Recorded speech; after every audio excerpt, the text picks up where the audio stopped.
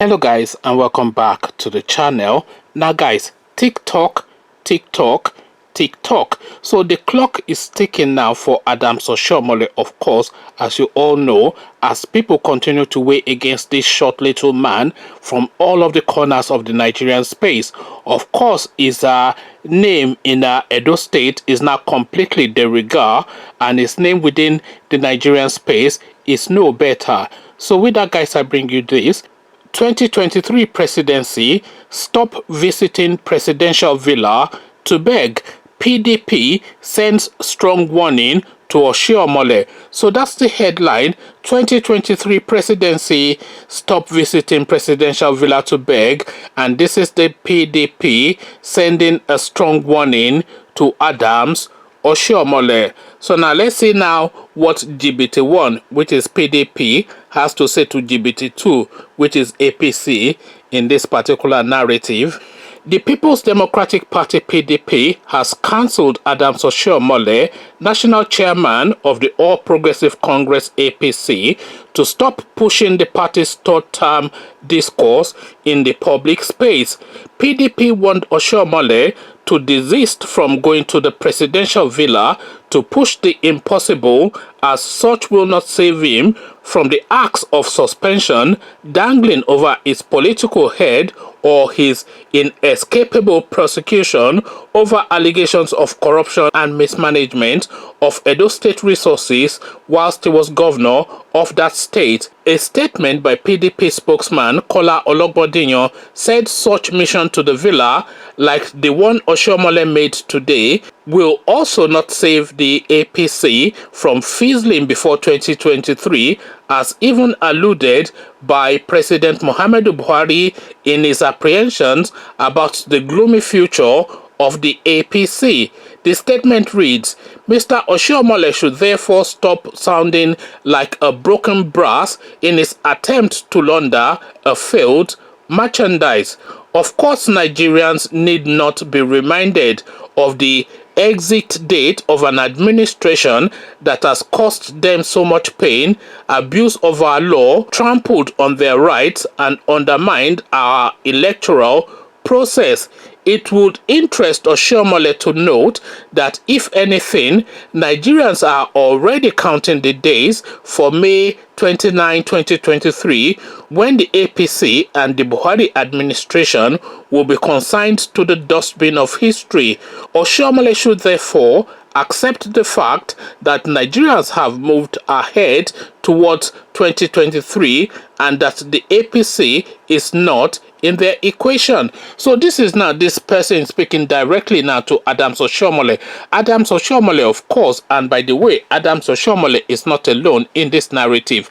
Adams Oshiomole, of course, is one of a plethora of Nigerian politicians who are desperate to remain in power because they have committed so much mindless atrocities that it is almost impossible for them to escape the clutches of the law. So the only way that they will escape the clutches of the law or the reprobation of the Nigerian people or even humanity is if they continue to hold on to the reins of power and therefore hold on to the apparatus of power, because of course you know that the Nigerian society, the Nigerian country, the Nigerian situation is entirely managed by power. Whoever controls the guns controls the country, and Malam Buhari of course controls the gun at the moment, so he controls the country, and whoever then controls the gun controls the country, and nobody controls guns more than a Fulani type of person, because their own sort of system is like a warlord type of system, and is might is right sort of mindset, and this is really the sort of dispensation that we've been under since 2015. So long as this system is in place, Adams Oshiomole is safe, Abba Kyari is safe, Akpabio is safe, Kiyamo is safe, Tinubu is safe, or El Rufai is safe. All these elements are safe. Mamandaura, etc. All these sort of people gorging to the excess at the expense of in excess of 200 million people. All these people are safe. But the moment that government changes, even if that government changes, even within their own party, and you have a new situation within the structure, then really none of them are safe. Because if a new government comes into place and they see the level of looting and abuse of power that has taken place under this Buhari administration, even them will balk under that and really ask for answers. They will ask for a lot of the money back, and a lot of the people that a lot of these people have killed, they would really ask questions. So there's a lot of questions to be asked of these people. So for them to continue to hold on to their space is really for Buhari to continue to be in power, because this is really the things that always recurs within the Nigerian space, because the Nigerian presidency is so all powerful. And somebody once said, I think it was like either the FIFA president, it was either Sepp Blatter or a UN Secretary General. I can't quite remember who said this because it was a long time ago, but somebody, either of the two of them actually, but I suspect it was the FIFA chairman. Somebody said that the Nigerian presidency is the most powerful position on the planet, because the Nigerian presidency has been vested with so much power that it effectively has the power over life and death. This is like almost like a godlike position, the Nigerian presidency. This is really how they have evolved and developed that situation, so that all of the atrocities goes unchecked, because there's no check or balance. Who is going to check the Nigerian president? The Senate is under his authority, and if you move too quickly, go and ask Saraki what will happen to you. You saw what happened to Saraki. If you moved too cleverly, go and ask Dino Milaye what will happen to him. If you think you are too cute, go and ask Fayose what will. So if you move in any other direction other than in the direction of the Nigerian presidency, they will come hard and they will come fast and they will crush you if they don't even take your life. And by the way, you would even be glad if they took your life, because what they will vest upon you is something that will almost cost you your life, or you will wish had costed you your life. Go and speak to Shehu Sani. Look at what they are doing to Shehu Sani now. They are accusing this guy, a senator, a professional, an erudite Nigerian who has been in the Nigerian political space, which is the richest industry on the planet, for a good 20-30 years. They are accusing him of taking bribe of $10,000 from a car dealer, and this is now what they, because why? Because he's a critic of the board. So the Nigerian presidency is almost a godlike, and I hesitant and a lowercase g, by the way, for that god, because I am not, of course, trying to draw parallels, anything like a demigod. Let me use demigod as the phrase. It's almost like a demigod sort of position. It's the most powerful position on the planet, not because it has all of the armaments to rival the United States of America or anything like that, but because of the power that it has over the people that it governs. And we're talking approximately 180 million people to 200 million people. This is who this person who's sitting at Sorok vests over, with an all-powerful position. There is nobody on this planet that has control over a mass of people more than a Nigerian president. So this is really the thing that they are paying for. And so long as that situation remains the same, and somebody like Malam Buhari remains in power, then somebody like Adams Oshiomole can continue to go around all of the islands and pick up their young pretty girls. I think he went to Cape Verde the last time to go and pick up some 27, 28, 30-year-old girl. Adams Oshiomole, who is well into his 60, a short little man, marrying the beauty queen of Cape Verde. So this is really what this buys them. But the converse of that, of course, is the punitive measure that they would have to face if the tide turns against them, and they're then asked to account for how they have happened to be in that position, where somebody like Adams Oshiomole will be in a position, because of course it's a buy. It's a purchase. It's like me going to the shops to buy a bottle of wine. This is how he got that girl, because there's nothing on this planet that would align a short, dark, with the funny teeth from Edo State who can't speak English like Adams Oshiomole to go and marry the person, a beauty queen from Cape Verde, young, vibrant, and air hostess for the Emirates who has international access. For Adams Oshiomole to be able to afford that sort of girl, because of course he would have to pay a lot of money to afford that sort of girl, then you are not talking even $10 million. We are talking 50, 60, maybe even $100 billion, because for him to be able to convince that sort of a girl and her family to concede her to him, then of course we are talking about huge masses of money. And what has Adams Oshiomole, a trade union leader who is a half literate, done in his life to be in possession of that level of money? So this is all of the things that these people are protecting, of course. And of course, for them to be able to continue to protect it, they need a Fulani headsman, no, not a Fulani headsman, but more really a Fulani warlord like Malam Buhari to be in place, so he can cascade down upon them and say, you these barbarians, and they can say yes sir, but then they can then come and cascade down on their own people and continue to loot the dollars. And that is really the gameplay in Nigeria. And this gameplay really is what this is now playing to, that say, look, if you think that you are going to now come to 2023 and play this all out, then you meet us there. But then of course they met them this year and there was nothing they could do. The Buhari thing was rigged back in, and they suddenly found, and this is really a new thing that these people are finding, is that the power that they have is so much that they can pretty much do as they will, and nothing will be the consequence of that. Because you saw that election which Buhari lost handsomely, but then of course the INEC first came out and told us they don't have a server, but then of course they had all these machines in the fields transmitting results to one place, and the place that they are transmitting the results to is the central office. So where's that office collated other than the server? So of course they have a server, so of course already INEC is in the pocket. And then you had the Chief Justice of Nigeria, this Tanko, who says he now wants to introduce Sharia as the mainstay of the Nigerian constitution. You then had him come and tell you that even if the constitution requires that the president must have a minimum of a school cert, it doesn't really matter, just get out of the way, nobody is interested. Buhari continues, and that is the law. And he of course is the Chief Justice of the country, and he sits on top of the Supreme Court. So when you get to the Supreme Court, where else do you go within the Nigerian legal structure?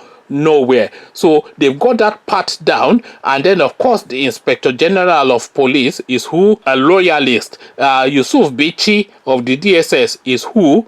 A loyalist. Who was in the DSS before? It was Maman Daura. You recall that it was this same Maman Daura that rolled out DSS troops to go and surround the National Assembly, which is effectively a military coup against the Nigerian state. Because if you roll out armed personnel against the National Assembly, the Senate, not even the National Assembly, but the Senate, if you roll out armed personnel, armed military or paramilitary personnel to go and seize control of the National Assembly, that is effectively a coup against the Nigerian democracy, because there is nothing really that represents democracy other than the Senate. Because the Senate, you have to remember, is constituted of, at least in theory, if not in practice, is constituted of the representatives of all of the local government and all of the geographical positioning within the country, so that every constituency then has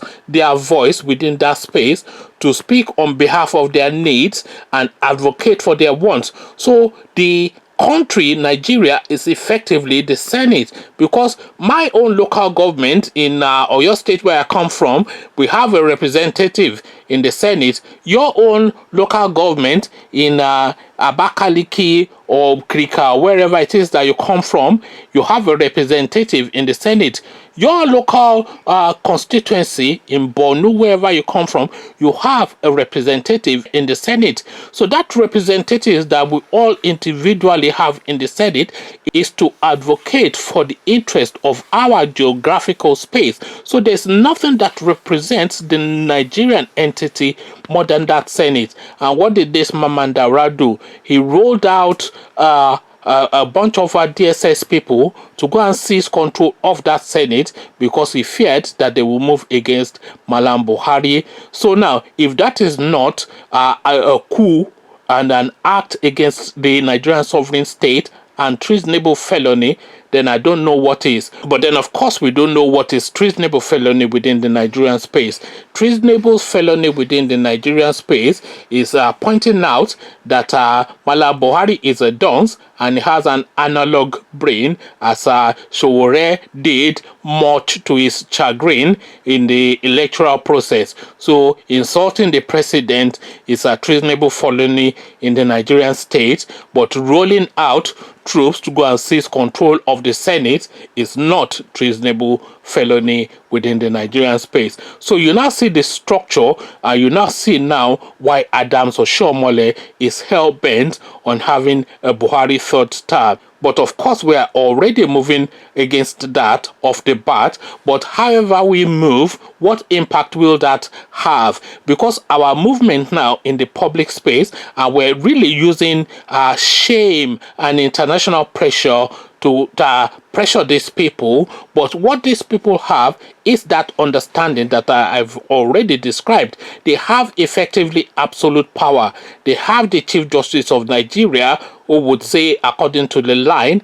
They have the Inspector General of Police, who will say according to the line. They have the DSS, who will say according to the line. They have the Minister of Justice, who will say according to the line. They now also control the Senate president, who will say according to the line. So all of these people now saying according to the line within the Nigerian structure. What then can you now do to move against them? If you move against them physically, they will just mow you down with machine guns and wipe you all out. These people, there's nothing that a Fulani man loves more than killing. We all know that. So they just wipe you out, and especially when you're a Kafiri, according to their own understanding, an unbeliever, because you don't follow their own way of life. So they just mow you down and do that with glee. So you can't do that. And if you say you are taking to law, you only end up with Tanko, whatever his last name is. Tanko, is it Tanko? I can't remember his last name. Tanko, the Chief Justice of the country. You only end up with him, the guy that has already, in a circular state, stated that Nigeria should lean more towards Sharia law. So you already know what to expect from that. But then you can go to Malami and say it's the Chief Justice, is not the Chief Justice, but the Minister of Justice, because Tanko, of course, is the Chief Justice. You can go to Malami and say he's the Minister of Justice and see what joy you will get from there. He will Sowore you and Sambodasuki you, whilst El Zagzaking you, and then Jabajalingo you. You know what fate will befall you. So if you then go out of all of that, go to Yusuf Bichi and say you are the DSS. You know the Koboko that is waiting for you there. So we're like a captured people effectively within that space. And these people now have now positioned themselves in such a way that they can effectively do and undo as they will. And there's absolutely nothing to rescue us from that. But where is the rescue coming from? The only rescue I can say, of course, for the Nigerian space is the southern intellectuals who have, through their education, of course, access to the international space to speak to logic and reasoning of the intelligence of the international space to weigh down on this feudal Fulani mindset, because of course the advantage that we have and always will have over them is a superior brain and a better education. So now how that now weighs is now really where the question is, because Nigeria, of course, is at a crossroad now. They say the pen is mightier than the sword. So now the test of that idiom now is the Nigerian example, and the crossroad, of course, is going to be crossed in 2023, or hopefully before that, but certainly by 2023, when then we will put to test if that pen is really mightier than the sword. Conversations in the comment section. Nigeria at a crossroad. How does it weigh? Which direction does it flow? Left or right? Come tell me what your take is on the goings on in our country. But before you do that, click on the red subscribe button so it turns gray. The bell button, click on that as well. That notifies you every time I drop a new video. Then come tell me what you are making of the Nigeria situation in the comment section. So I'll leave you here. Carry on with you in the comment section. But here I say peace.